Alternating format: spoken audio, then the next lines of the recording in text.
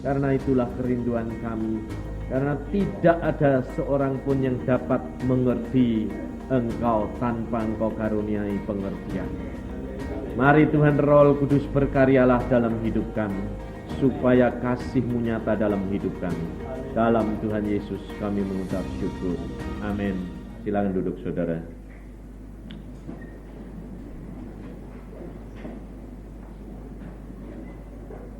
Saudara-saudara yang kasih dalam Tuhan,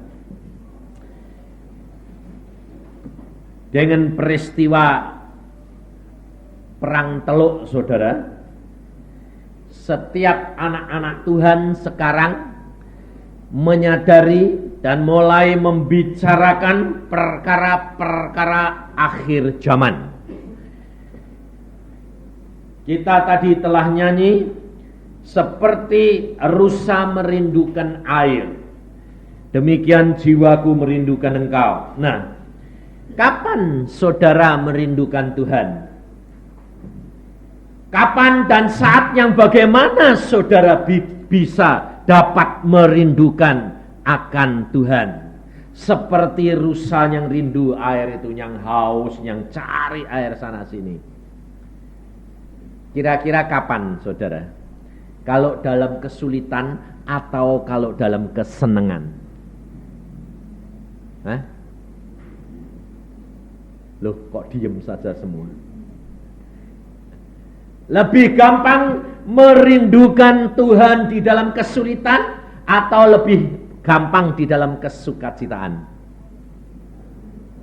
Dalam kesulitan loh. Karena apa? Nyanyianmu tadi kan persis toh. Seperti rusa rindu air. Jadi pasti rusanya itu kehausan enggak? Hah? Nah, jadi saudara, kita harus perhatikan. Kalau ada ancaman, kalau ada kehausan, kalau ada kekurangan, baru saudara itu rindu. Kalau keberkatan, kalau berlimpah-limpah, tidak. Atau kurang, rindu. Pantesan haus terus. Pantesan banyak masalah terus menerus menimpa saudara. Sebab apa? Sebab masalahnya saudara rindu kalau haus, kalau kekurangan. Tetapi rindunya ini harusnya rindu seperti seorang kekasih yang berjauhan. Itu loh saudara. Allah sama kita itu rindu sekali, tapi kita yang kurang rindu kepada Dia. Maka dari itu, kalau kita mendengar akan firman Tuhan perkara akhir zaman, ada beberapa tanggapan saudara. Ada yang seneng, bilang apa? Puji Tuhan, waktunya sudah singkat, jadi aku utang gak usah bayar. Karena utangnya terlalu banyak, gak bakal bisa bayar dalam waktu 10-20 tahun. Lalu prinsipnya apa? Mumpung ada kesempatan, utang sebanyak-banyaknya dalam waktu 20 tahun. Karena toh Tuhan katanya 5 tahun sudah datang, jadi gak usah bayar. Jadi ternyata ada loh saudara, orang Kristen yang pinter. Pinter apa? Pinter keblinger itu namanya. Pinter memanfaatkan. Yesus berkata apa? Kalau kamu utang harus bayar. Jadi kalau nanti Tuhan Yesus datang, kamu bakal ditinggal enggak? Tinggal, karena apa? Belum bayar. Jadi jangan enak-enak, jangan lalu berkata, Tuhan mau datang, jadi ambil kesempatan. Hati-hati. Sebab setan itu demikian luar biasa jahatnya. Saya saudara, pada waktu mau menjadi hamba Tuhan, saya sudah ada perjanjian sama Tuhan. Perjanjiannya apa? Tidak boleh utang. Itu untuk saya loh ya. Jadi saya tidak bilang saudara tidak boleh utang. Tidak. Kalau orang dagang tidak bisa tidak utang. Sebab ada bank. Banknya itu ya orang Kristen. Punya orang Kristen banyak bank. Jadi kalau dadanya ngutang bank, banknya bangkrut. Jadi buat saya pribadi, kenapa? Pada waktu saya dipanggil Tuhan, saya berkata, Tuhan, saya ini boleh enggak utang? Tuhan bilang, enggak usah utang. Kenapa? Loh, lah kalau butuhnya banyak, duitnya sidik kan ya perlu utang. Tuhan bilang, nanti pelayananmu tidak murni. Loh, kok enggak murninya bagaimana? Loh, kalau aku utang sedikit, bisa bayar, pendapatanku banyak, kan ya enggak utang sih Tuhan. Tuhan bilang, tetap enggak boleh. Nah, karena apa? Kalau nanti belum bayar, sudah waktunya bulannya bayar, lalu duitnya tidak ada, lalu ini kerjaan saya kan pelayanan, lalu pelayanan saya kan cari duit, bukan cari Tuhan, betul enggak? Jadi pelayanan saya nanti tidak murni, Tuhan bilang. Oh ya, apa terjadi saudara? Setan itu kurang ajar. Nah, kurang ajarnya begini, ini baru bulan yang lalu, mobil saya itu ditabrak orang, ditabrak bis. Saya ini kalau naik mobil kan cepat. Tapi tidak karena saya cepat ditabrak bis atau saya nabrak bis. Sedang diem ditabrak bis. Kalau saya sedang ngebut, wah makanya orang dengar payusak mobilnya bonyok. Pantes kalau jalan cepet sih. Lalu kalau dia sudah mulai ngakini gitu dan tanya, kapan itu ditabrak? Kemarin. Lah, tabraknya bagaimana? Sedang diem. Hah? Jadi enggak karena jalan, enggak. Itu anehnya saya bilang. Betul dah? Sedang rentet-rentet di Sukabumi itu diem. Saya mau melayani retreat loh. Diem. Mau macet soalnya jalannya macet. Jadi 10-20 mobil itu diem. Lah saya itu sudah diem 5 menit. Diem. Saya sama istri saya, sama anak Tuhan, sama istrinya juga. Kita bilang, wah macet. Tapi tidak apa-apa, sudah sampai kok. Retreatnya di Selat Bintana, terus sudah sampai. Oke. Ya tidak apa-apa, Tuhan tuh hebat. Saya barusan ngomong, Tuhan tuh hebat. Tahu-tahu di belakang saya itu bis yang dulunya diem itu jebret blek. Mobil saya kecil Forza masuk ke kolong pick up. Lah kecil kayak semut ditendang gajah. Kacanya pecah sebelah kanan karena ternyata bis ini karena dia tinggi, dia mau nyiap karena di sana sudah mulai buka, dia pikirnya mau nyiap. Bis itu kan selalu mau nyerobot toh. Lah ini masih diem semua, ya diem semua. Lah saya ya diem. Ditendang. Blek, merosot masuk. Lah kap mesin ng mobil Forza kecil pelentung langsung gitu. Sampai seksisnya bengkong semua. Saudara, biarpun saya tadi hamba Tuhan dan saya ngomong sama istri saya sama anak Tuhan di belakang, Tuhan tuh hebat, pada waktu mak jebret geludung blek. Lah ini darah naik ke sini enggak? Atau saudara bilang karena anak Tuhan, puji Tuhan gitu. Hah? Kira-kira saudara lihat saya begitu bagaimana? Darah saya langsung sampai di umbun-umbun. Langsung saya buka pintu, saya bilang sama sopirnya, turun. Sopirnya lihat saya kan gede. Langsung dia ya turun sama gini, maaf Pak, saya yang salah. Waktu dia bilang salah gitu, saya mau marah, ada suara Roh Kudus bilang, kalau kamu tidak ngampuni, kamu tidak diampuni. Mampus. Muka saya yang dulunya garang, pes kempes. Lalu saya tarik napas, saya bilang, apa gunanya kamu untuk cepat-cepat? Oh masih macet semua kok kamu nyerobot. Iya Pak, salah. Kalau saya suruh ganti, anak istriku ndak makan. Lalu bilang apa? Syukur gitu. Ndak. Sudah, lain kali hati-hati ya. Iya Pak, terima kasih. Kurang ajar ndak? Nah, istri saya bilang, wah untung yang kamu ndak marah. Lah Tuhan sih ngomong, ayat Alkitab muncul. Lah kalau tidak muncul ini tetap marah enggak? Ini gunanya firman Allah, saudara. Di dalam saat-saat yang gawat, firman muncul, Roh Kudus mengingatkan kita belajar menurut. Itu rahasianya. Itu kehidupan kekristenan.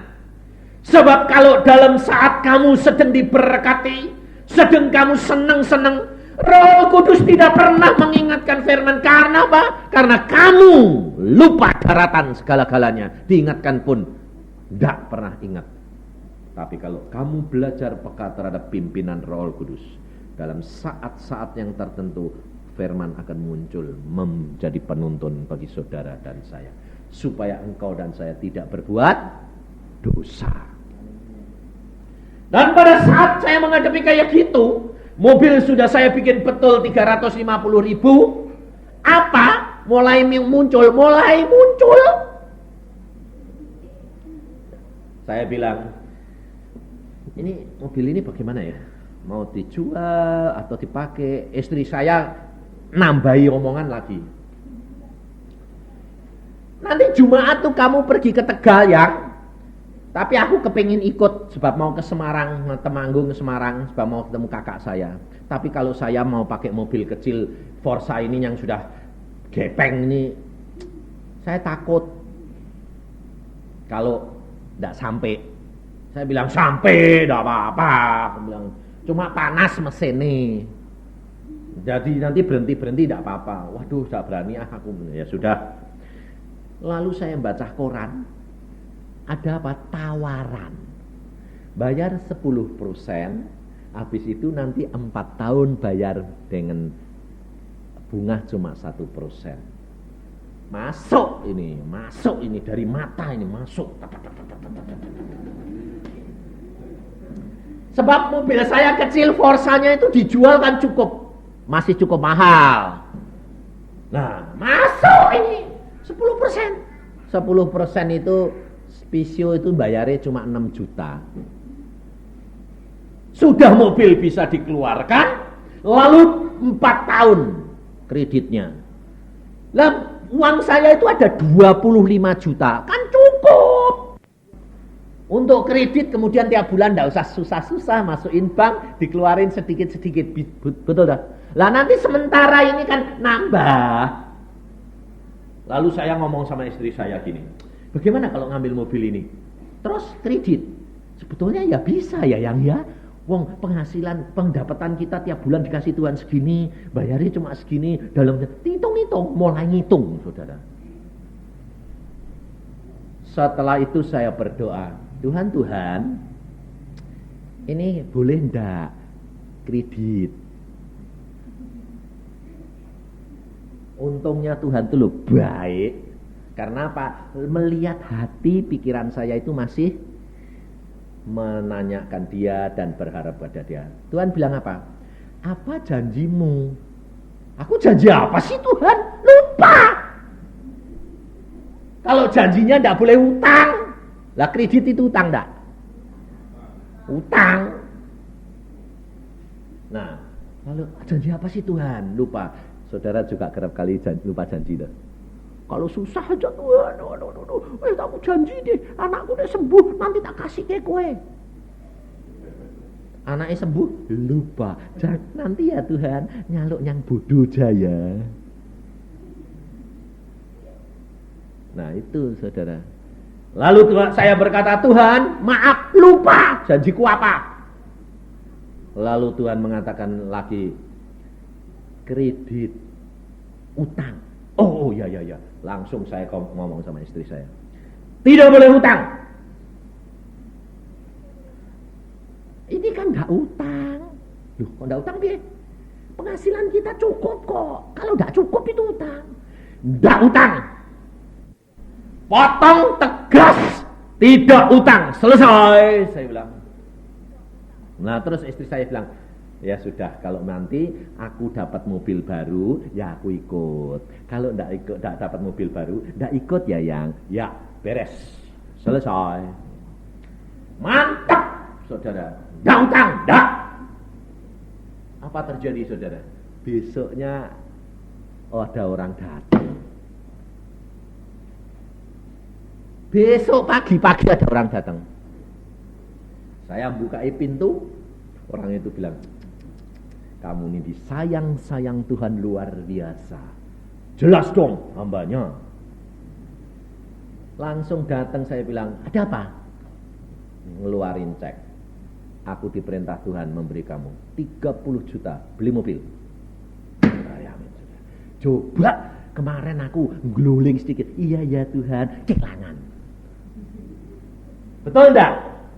Hari itu siangnya saya dapat mobil Mazda Capella 626. Bayangin saudara. Saya bilang, aduh Tuhan, Tuhan, Engkau itu Allah yang luar biasa. Lalu saya bilang, Tuhan ini enggak boleh utang loh. Mau kasih mobil apa ini? Datang ke dealer sana. Pas ada Capella baru putih, dikembaliin sama orangnya karena kredit dia tidak bisa bayar, tidak bisa nerusin, mau punya proyek yang lain, dirugikan. Baru jalan 5.000, dirugikan 13 juta. Angsal bayar cash. Lah pas dia masuk, saya ya masuk. Lah dia butuh, saya ya butuh mobil ini. Atas nama saya lagi, saudara. Masih kosong.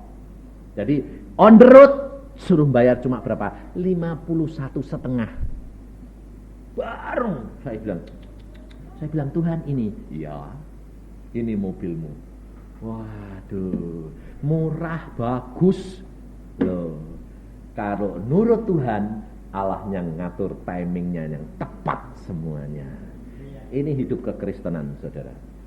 Orang dagang itu bisa berhasil apanya? Utangnya atau timingnya? Timingnya. Saudara tahu adik saya hanya modal dengkul. Artinya modal dengkul itu lalu apa? Lutut berdoa. Dia berkata, Tuhan aku tidak punya apa-apa. Aku mau kerja tapi aku tidak punya apa-apa. Baru pulang dari Jerman. Seorang insinyur. Tapi aku percaya, aku hidup berharap kepadamu. Engkau sanggup lakukan segala perkara. Dan dia berkata, Tuhan aku harus mendirikan apa? Apa? Dia cuma berdoa terus. Dia terus cari kehendak Tuhan dan dia diam. Lihat tanah, dia bilang, waduh tanah ini kok didiamkan 1.100. Sudah berapa tahun kok tidak dilola. Dia bilang ini kalau dibuat hotel cocok ini. Lalu dia berdoa, Tuhan ini buat hotel boleh ya? Waduh hatinya sejahtera. Langsung dia bilang, tapi aku tidak punya duit loh Tuhan. Beli tanah ya tidak punya. Dia pergi sama kakaknya berdoa, ayo Cik sembahyang Cik, ini aku punya proyek gini. Itu boleh Tuhan kehendak Tuhan enggak? Taciknya bilang, justru melalui kakaknya ini Tuhan bilang, itu aku restui, beli. Loh, lalu adiknya bilang, lah pakai apa? Wong ndak ada duitnya. Tuhan malah bicara sama kakaknya, rumahmu masuk ke bank, pinjem, berkasih adikmu pinjem, nanti aku berkati. Bayangin, kakaknya bilang, rumahku Tuhan, lu ini udah jalan mati, bubar aku ini, rumahku sekilang, aku yang menyuruh. Bayangin lucu ndak? Dimasukkan bank, pinjam 200 beli tanah. Setelah beli, saudara tahu apa terjadi? Tanah sudah jadi sertifikat dia. Lalu sertifikat ini dikasihkan kakaknya. Karena ini kan uang dia. Terus dia bilang, Tuhan terus bagaimana ini? Harusnya Tuhan berkata, kamu katanya mau bangun hotel. Bangun, gak apa-apa. Terus sertifikat tanah itu masukin bank. Loh, masuk lagi Tuhan. Iya, caranya mesti gitu. Sebab kamu gak punya apa-apa. Masuk lagi, keluar, dibangun. Saudara tahu apa terjadi? Pada waktu dia sedang bangun, sudah mulai fondasi Suleano, uangnya habis. Gak cukup. Lalu dia bilang, Tuhan gak cukup ini. Tuhan bilang, kamu pindah bank. Sebab ini ada peraturan. Ada aturan baru, bank dibuka. Bank cari nasabah. Lalu dia masuk ke tempat bank yang lain, dia bilang, ini sedang tak bangun separuh tapi utangku kurang, tak tambahi 300, pindah bank, hotelnya jadi pindah bank lagi, dimasukin yang lain. Saudara tahu, ya, jadi sekarang ada peraturan bank demikian ketat, semuanya tertutup, susah utang bank, betul lah? Hotel dia sudah jadi, sudah jalan, ditawar 2 miliar. Dikembaliin uangnya, dibuat bayarin, sertifikat kakaknya kasih kembali semua. Dia bilang, Allahku sanggup lakukan segala perkara. Timingnya tepat semuanya. Kenapa? Karena dia berharap kepada Tuhan. Maka dari itu saudara, kalau engkau mendengar akan perang Teluk, kau harus sadar bahwa kehidupan di dalam dunia ini sudah sampai pada waktunya. Sudah amat singkat sekali.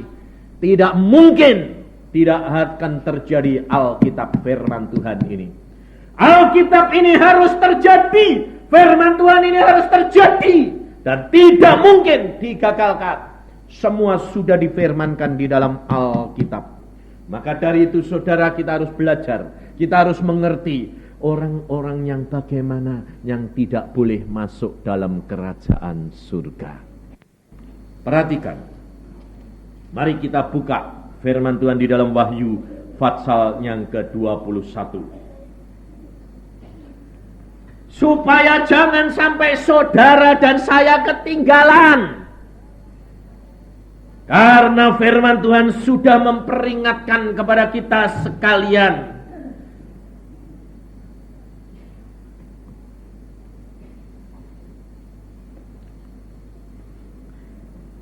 Wahyu 21 mulai ayat yang ke-5. Ia yang duduk di atas tahta itu berkata, lihatlah, aku menjadikan segala sesuatu baru. Dan firman-Nya, tuliskanlah, karena segala perkataan ini adalah tepat dan benar. Firman-Nya lagi kepadaku, semuanya telah terjadi. Aku adalah Alfa dan Omega, yang awal dan yang akhir. Orang yang haus akan kuberi minum dengan cuma-cuma dari mata air kehidupan. Barang siapa menang, ia akan memperoleh semuanya ini. Dan aku akan menjadi Allahnya, dan ia akan menjadi anakku. Ayat 8 perhatikan. Akan tetapi orang-orang penakut, ini perhatikan saudara, orang-orang yang tidak percaya, orang-orang keji, orang-orang pembunuh, orang-orang sundal, tukang-tukang sihir, penyembah-penyembah berhala, dan semua pendusta, mereka akan mendapat bagian mereka di dalam lautan yang menyala-nyala oleh api dan belerang. Inilah kematian yang kedua.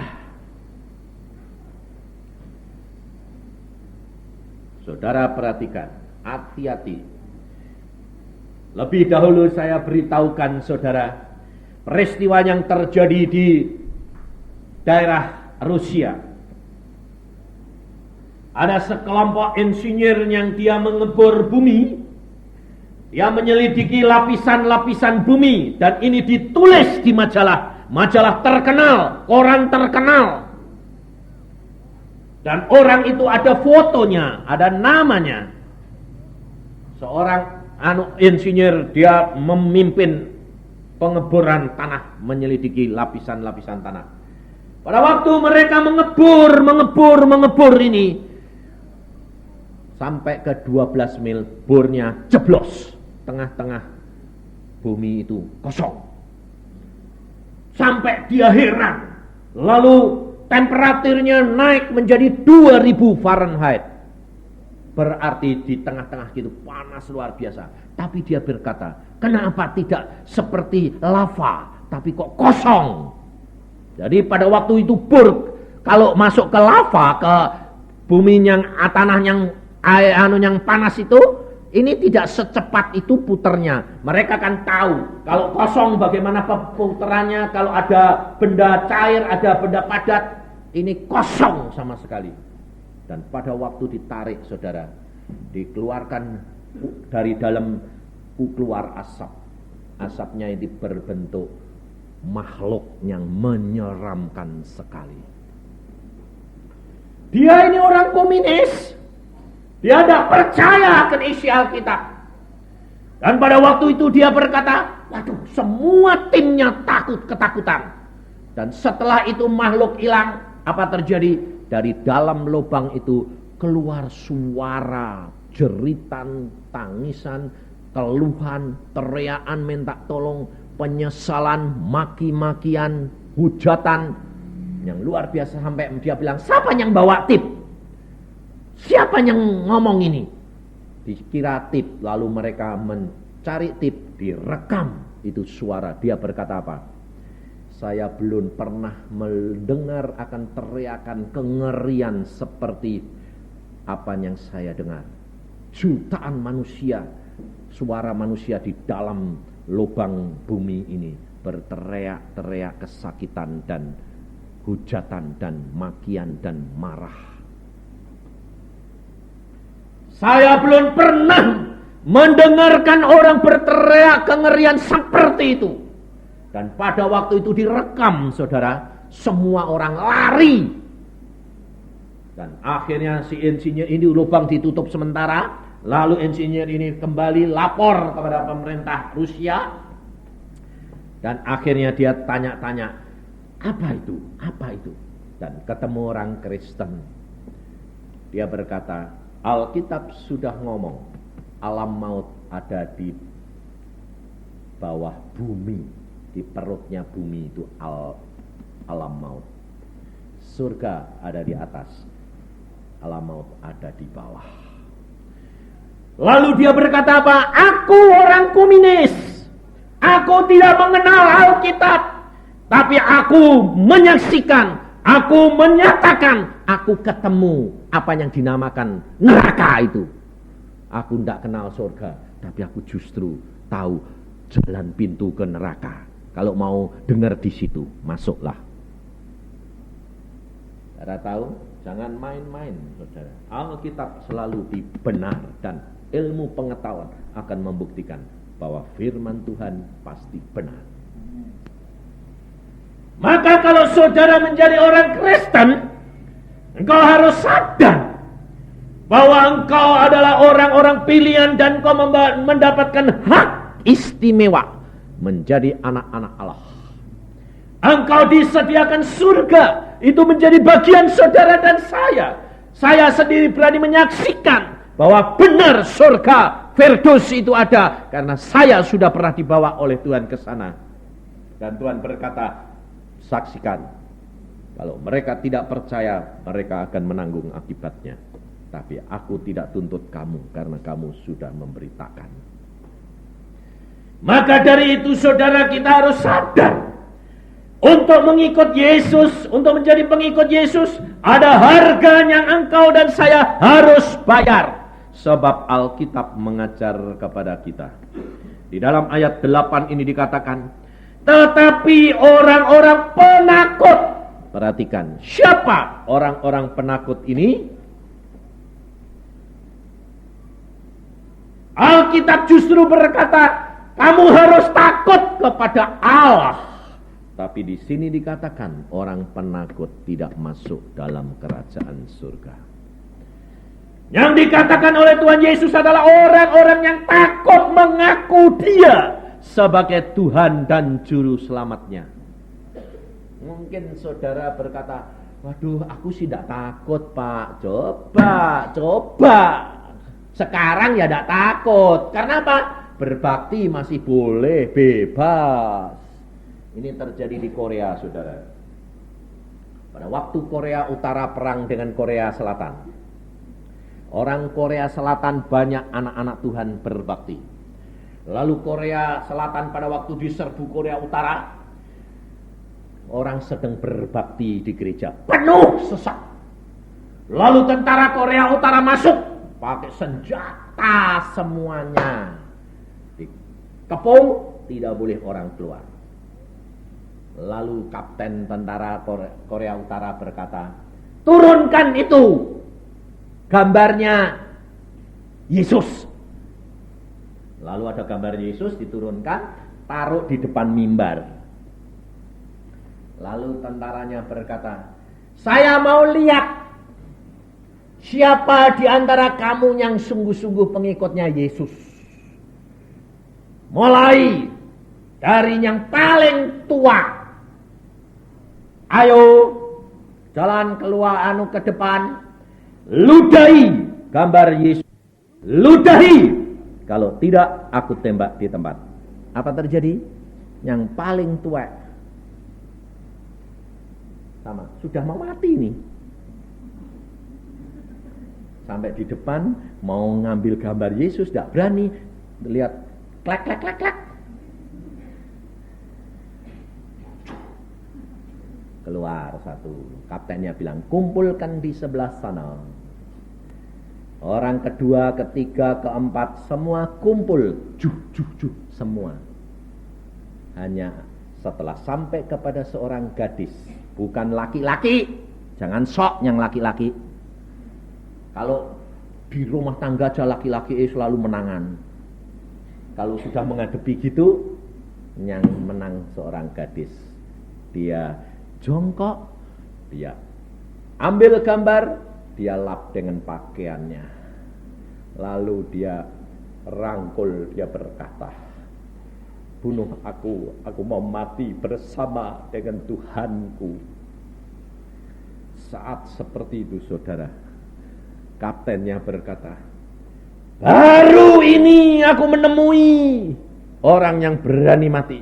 Siapa lagi menyusul? Setelah itu saudara, yang ketinggalan semua berkata berlutut, aku mau mati bersama tembak kami. Hanya sekelompok anak muda, kecil-kecil semuanya. Yang tua di sana, kelompok meludahi Yesus. Lalu kaptennya berkata, mereka ini yang setia. Komunis membutuhkan orang yang setia. Bukan orangnya seperti ini. Itu semua bunuh. Lalu dibunuh di luar gereja. Tidak ada satu yang dihidupkan. Kelompok ini yang diberikan hidup. Masuk kemana mereka? Hah? Kemana mereka? Ke dalam bumi. Betul? Mungkin saudara berkata, ya Pak, nanti kalau saya menghadapi gitu, saya tak berani mati. Mungkin. Tapi saudara tidak nyadari bahwa engkau pun pernah melakukan hal pengkhianatan ini. Penakut. Saudara tahu, kita kerap kali hidup menjadi penakut. Saudara harus belajar dari firman Tuhan. Daniel, Sadrah, Mesah, dan Abednego disuruh menyembah berhala. Tapi dia berkata, aku tidak mau, mati pun aku rela, karena aku harus menyembah kepada Allahku. Saudara harus bijaksana. Kamu toh tidak bakal dibunuh sama mertuamu kalau kamu tidak sembahyang. Kamu berkata saja sama Tuhan, Tuhan, di dalam Alkitab berkata, ini saya pernah ajarkan sama orang. Alkitab berkata, hormati orang tuamu. Mertuaku kan ya orang tuaku, Tuhan. Aku tidak boleh menentang dia, wong dia mertuaku. Ya. Tapi Alkitab berkata, jangan kamu turut menyembah berhala. Aku tidak mau jadi penakut Tuhan, aku mau menjadi pengikutmu. Tapi berikan aku jalan keluar. Bagaimana caranya? Engkau sanggup lakukan segala perkara. Lalu mertuanya berkata, hari ini semua datang sembahyang. Si istri berkata sama suaminya, kamu kan tahu aku anak Tuhan, aku tidak boleh. Tapi karena dia tak segani, karena dia ayahmu, oke. Tapi jangan paksa aku, biar Tuhan buka jalan buat saya. Suaminya bilang, oh ya tidak apa-apa. caranya bagaimana ya? Bingung. Aku nentang papa tidak berani. Tidak nentang. Serba salah. Oh, aku kawin sama kamu. Lah iya, dulu kan janjiannya gitu toh. Iya, ya sudah, ayo sembahyang. Istri berdoa, Tuhan buka jalan. Aku menentang tidak berani, ya tidak mau. Wong firman-Mu berkata segani hormati, tapi tidak nentang aku memegang Engkau Tuhan. Tuhan itu bijaksana. Satu hari sebelumnya mantunya apa? Sakit. Panas dingin. Tidak tahu saya sakitnya panas dingin karena ketakutan. Wah, akhirnya diperiksa dokter bilang segera istirahat, verdah tifus. Kan nengkreng terus di tempat tidur, tidak boleh apa-apa. Lalu mertuanya tanya, di mana dia? Sakit. Ya sudah, mertuanya perempuan datang, sudah tidak apa-apa, di kamar saya tiduran, nanti deh payah. Tuhan sanggup tidak buka jalan? Tapi dengan caranya Tuhan. Jangan bilang, ya kasih tahu Tuhan, ubah pikirannya loh, ngawur. Tuhan caranya sendiri-sendiri, saudara. Tidak semua sama. Tapi Allah melihat hati yang tulus, yang menyembah Dia. Jangan jadi penakut, tetapi jadilah penyembah Allah yang benar. Kalau Allah tahu bahwa kamu di dalam bahaya seperti Sadrak, Mesakh dan Abednego, Allah sanggup melepaskan kamu. Sebab saya pernah ngalami. Karena nama Tuhan, saya mau ditembak. Datangi anak muda 4 jam 11 malam, diketok, ditanya, Pak Cipto? Ya. Jangan salah loh Pak. Enggak, saya Cipto. Saya bilang, Pak, saya diutus untuk memvonis Bapak. Vonis apa? Mati di tempat. Pakai pisau, pakai tali, pakai pistol. Bapak boleh pilih yang mana? Saya berkata, mati hidup di dalam tangan Allah. Allah sanggup lakukan segala perkara. Setelah saya ajak cerita-cerita, orang yang malah nangis, tidak jadi bunuh saya, malah bela saya. Allah sanggup mengubahkan segala perkara. Jangan takut, jangan khawatir. Firman Tuhan tetap sama. Yesus tidak pernah berubah. Percaya? Nah, ya, makanya itu jangan jadi penakut. Lalu yang kedua, orang-orang yang tidak percaya. Sudah jelas. Siapa orang-orang yang tidak percaya? Yesus berkata, kalau engkau percaya kepadaku dan engkau mengasihi aku, baca firman Tuhan dan lakukan. Sebab apa gunanya kamu berkata Tuhan, Tuhan, tapi kamu tidak melakukan firman-Ku? Tidak ada artinya. Itu orang yang tidak percaya tidak akan masuk. Orang-orang keji. Siapa orang keji? Kita kerap kali tidak menyadari bahwa apa yang ada di dalam pikiran kita ini adalah satu kekejian di hadapan Allah. Kalau kita berpikir jahat untuk seseorang, kalau kita berpikir sesuatu yang mencelakakan orang, itu adalah satu kekejian di hadapan Allah. Dan kekejian yang kelihatan, orang yang bermain seks dengan binatang, Tuhan paling benci itu. Alkitab ini luar biasa, saudara. Alkitab ini membukakan rahasia dosa manusia. Dosa apa saja yang diperbuat oleh manusia ada di dalam Alkitab. Aneh, saya sampai pada waktu baca sampai heran. Orang Kristen pun suka lihat blue film. Kenapa? Karena di dalam blue film perbuatan-perbuatan kekejian, manusia hubungan dengan manusia seperti binatang, dan anak-anak Tuhan terseret kepada perkara kekejian. Kita harus hidup dalam kekudusan yang dituntut oleh Allah karena waktunya sudah amat singkat. Kita harus hidup di dalam kebenaran, di dalam firman Tuhan. Maka dari itu baca Alkitab seluruhnya.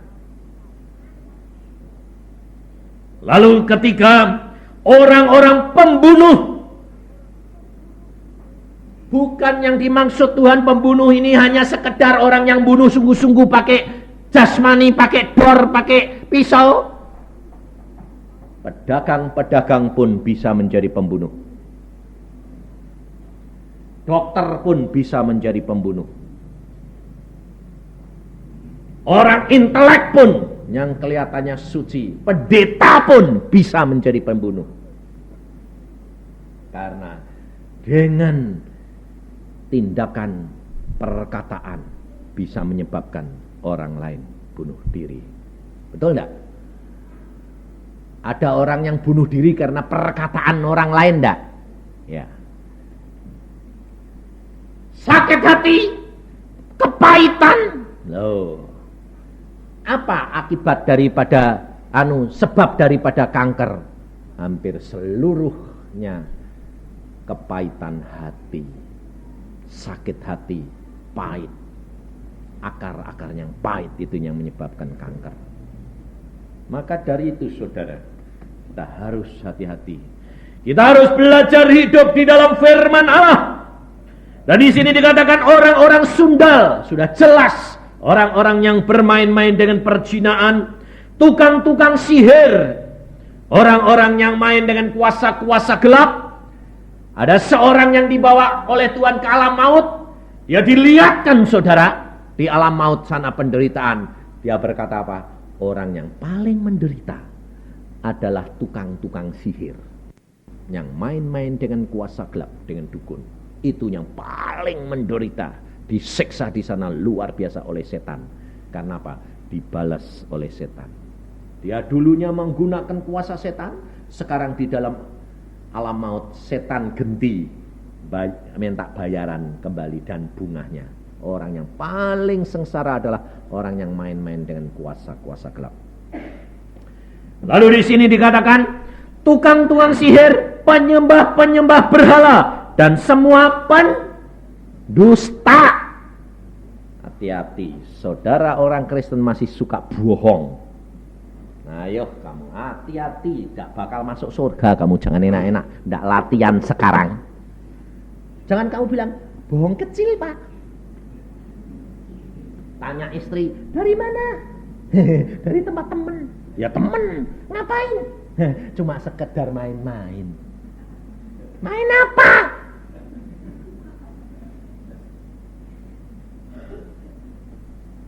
Macem-macem, tahu lah macem-macem lah. Segala macam, ya judi, ya perempuan, ya minum. Itu bayangin saudara. Bukan saudara tidak boleh judi, bukan saudara tidak boleh minum. Pembohong yang tidak boleh masuk surga, betul tidak? Saya makanya ditanya, Pak, minum boleh tidak Pak? Minum apa? Minuman keras. Apa yang kamu katakan minuman keras? Whisky. Boleh, boleh, tidak, tidak. Loh kok gitu Pak jawabannya? Iya. Lah kalau kamu sedang kedinginan, musim salju, minum sedikit boleh enggak? Boleh. Alkitab ngomong boleh untuk menghangatkan tubuh. Yang enggak boleh apa? Mabuk. Enggak boleh. Jadi jangan saudara bilang enggak boleh. Ada lagi yang lebih ekstrem lagi. Transfusi darah enggak boleh. Hah? Mati. Enggak apa-apa, biar mati. Karena jiwa itu darahnya. Loh, salah. Saya bilang Alkitab tidak bilang jiwa itu darah. Darah itu rumahnya jiwa. Sebab jiwa itu di dalam darah. Bukan darah itu jiwa. Rumahnya ganti-ganti ya boleh. Boleh enggak? Boleh. Kamu punya rumah di sini, ganti di sebelah boleh enggak? Boleh. Darah ya boleh. Darahku ambilan boleh, rumahku pakaian boleh. Timbang kowe gak punya rumah kedinginan tak kasihi. Darah boleh.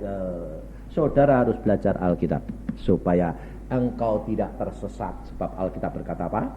Umatku binasa karena tidak berpengertian.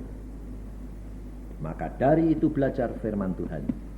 Belajar anakmu dari kecil, jangan diajar bohong. Ini orang tua itu, waduh, kalau didik anak, jangan keluar, nanti ditangkap polisi. Anaknya lalu akhirnya ketakutan sama polisi. Lalu sore-sore jangan keluar, ditangkap setan. Lalu anaknya tanya, setannya di mana? Oh, setan tuh gini-gini. Kelihatannya dia pernah lihat, belum pernah lihat lagi. Nggak bohong itu. Jangan dibiasakan, saudara. Anak itu ditakut-takuti dengan pembohongan. Belajar jujur, tulus hati, terus terang. Belajar, saudara. Saya ini terus terang dari kecil diajar Tuhan, jujur nak. Lalu satu saat saya senang sama dulu bukan sekarang. Masih jadi dokter. Pernah ketarik sama orang. Iya. Bukan laki, perempuan. Ya ketarik, namanya manusia. Umur saya pada waktu itu sekarang 56. Pada waktu itu umur 40. Makanya saya bilang hati-hati kalau kamu nanti umur 40. Bisa muda kedua, bahaya. Saya ketarik sampai saya bilang, loh kok aneh ini. Kok mata saya, hati saya kok getar lagi. Kok lucu, getaran kok seperti saya ketemu istri saya. Loh kok lucu, saya bilang. Lalu saya berdoa, Tuhan ini bagaimana? Tuhan bilang, itu gejala normal. Hah? Normal? Iya, manusia itu begitu supaya kamu ngerasain itu getarannya gitu. Kok aneh sih Tuhan? Nah kamu nanti jadi hambaku, kalau udah ngalami gitu enggak tahu. Nyalain orang. Oh iya. Wah bahaya ini Tuhan. Nah ini kok kayak kesedot gini. Lalu apa terjadi saudara? Saya ngomong sama istri saya. Saya bilang, yang, kenapa? Aku kok mulai kepengen pacaran. Hah? Lalu istri saya bilang, pacaran sama saya? Nggak bisa, kepengen lebih orang lain. Hah, kok bahaya? Ya doain dong, saya bilang. Lalu istri saya bilang, ayo tak doain. Apa kalau sudah didoain gitu terus mandek, berhenti? Enggak! Saya bingung, Tuhan, kok tambah deket ini piye, kok sedotannya kok kuat. Lalu saya bilang sama istri saya, ini piye, sedotannya kuat. Lah, bagaimana? Kamu berdoa dong. Saya aja enggak mau, tapi enggak mampu. Saudara tahu, saya tidak bisa bohong. Kalau saya tidak ngasih tahu istri saya, Tuhan kasih tahu istri saya. Bangun tidur, saya mampir ke rumah orang itu. Saya enggak ngomong bohong enggak ngomong. Kalau saya ditanyai, saya bilang enggak kemana-mana, bohong. Lah pas hari itu istri saya enggak tanya, lah aku ya enggak ngomong. Jadi enggak bohong, saya enggak bohong. Malam dia tidur, bangun tidur mesem-mesem sama saya di gini. Aku tahu digitu, bayangin. Tahu apa? Kamu kemarin mampir kemana? Orangnya umurnya segini, bentuknya segini, begini, pakai yoreknya ini, rambutnya segini. Tahu persis. Untungnya kamu kok enggak ngapa-ngapain, cuma ngobrol-ngobrol. Ayo kowe kok enggak ngomong? Lah kamu enggak tanya. Aku kan enggak bohong. Tapi Tuhan beritahu saya dan saya dilepaskan karena istri saya mendukung saya dan berdoa untuk saya. Sebab Alkitab berkata apa? Jangan cemburu. Cemburu itu bukan kasih. Lalu saudara tanya, loh Allah kok cemburu? Cemburunya Allah lain sama cemburu saudara. Cemburu saudara demi kepentinganmu, cemburunya Allah demi kepentingan saudara sendiri. Bukan kepentingan Allah. Allah cemburu sebab supaya engkau masuk surga. Tapi kalau cemburumu supaya jangan hilang, betul lah. Buat kesenangan kamu, lain cemburunya Allah. Kamu bilang, Allah cemburu, aku ya cemburu. Ngawur, cemburunya Allah sama kamu beda. Maka dari itu saudara, kamu harus perhatikan supaya engkau dan saya hidup di dalam kebenaran dan masuk dalam kerajaan surga. Amin. Mari kita berdoa.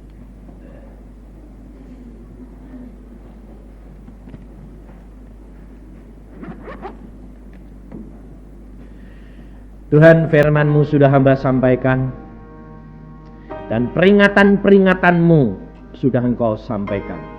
Sehingga apapun yang akan terjadi, perang dunia sekalipun, sakit penyakit sekalipun, kami tidak pernah takut karena kami tahu bersama dengan Yesus kami pasti masuk ke dalam kerajaan surga. Terima kasih akan jaminan-Mu ini Tuhan. Oh Yesus, mari saudara engkau periksa dirimu masing-masing. Jikalau engkau masih punya kelemahan-kelemahan, belajar kikis.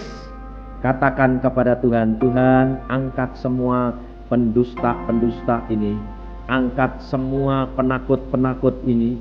Angkat semua penyembah-penyembah berhala ini. Angkat semua Tuhan kekejian ini, pikiran ini yang tidak berkenan di hatimu. Katakan saudara, katakan dan akui di hadapan Tuhan. Karena engkau tidak tahu apa yang akan terjadi besok. Tetapi sekarang waktunya, cepat kembali bertobat. Dan akui di hadapan Tuhan dan minta belas kasihan Dia. Oh Yesus, sekia karata syakakakuri, kata syakakakuri. Yesus, dengar doa anak-anak-Mu di tempat ini Tuhan. Dengar Tuhan dan layakkan dan ampuni. Oh Yesus, sekia karata syakakakuri, kata